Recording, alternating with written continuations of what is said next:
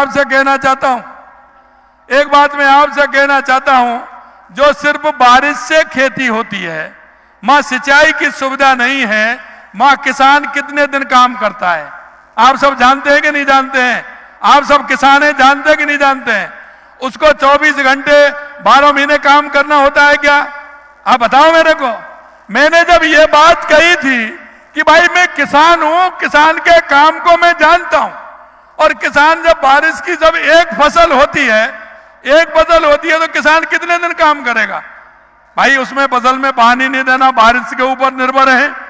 लेकिन जब मैं कहता हूं तो वो कहते हैं कि साहब ये तो ऐसी बात कहते हैं।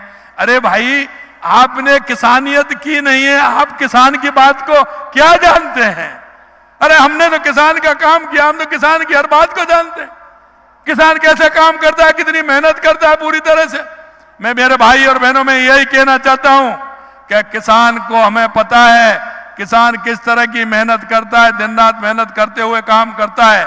लेकिन मैं आपसे एक बात कहना चाहता हूं, मैंने कहा था कि हमको खेती में परिवर्तन करना होगा, आधुनिक खेती हमें करनी होगी। आधुनिक खेती करनी होगी तो वो लाभदायक खेती होगी, क्योंकि हमेशा कहता हूं किसान को अगर खेती करता है, लौट जाता है, फिर भी खेती करता है, क्योंकि हारी जंग में अगर कोई लड़ता है तो मेरा किसान भाई लड़ता है। मेरे भाई और बहनों, मैं आपसे इतना ही कहूंगा कि किसानों की पीड़ा, किसानों के दर्द को हम अच्छी तरह से जानते हैं।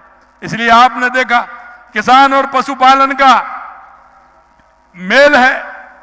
किसान पशुपालन किसान की अर्थव्यवस्था का प्रमुख केंद्र है कि अगर किसान पशुपालन करेगा तो उसकी अर्थव्यवस्था मजबूत होगी। किसान अगर पशुपालन नहीं करेगा तो उसकी अर्थव्यवस्था मजबूत नहीं होगी। इसलिए हम किसानों को यह भी कहते हैं कि वो पशुपालन में भी अपनी काम करेगा तो एक अच्छा फायदा उसको मिलेगा। उसके लिए लगातार हम काम कर रहे हैं।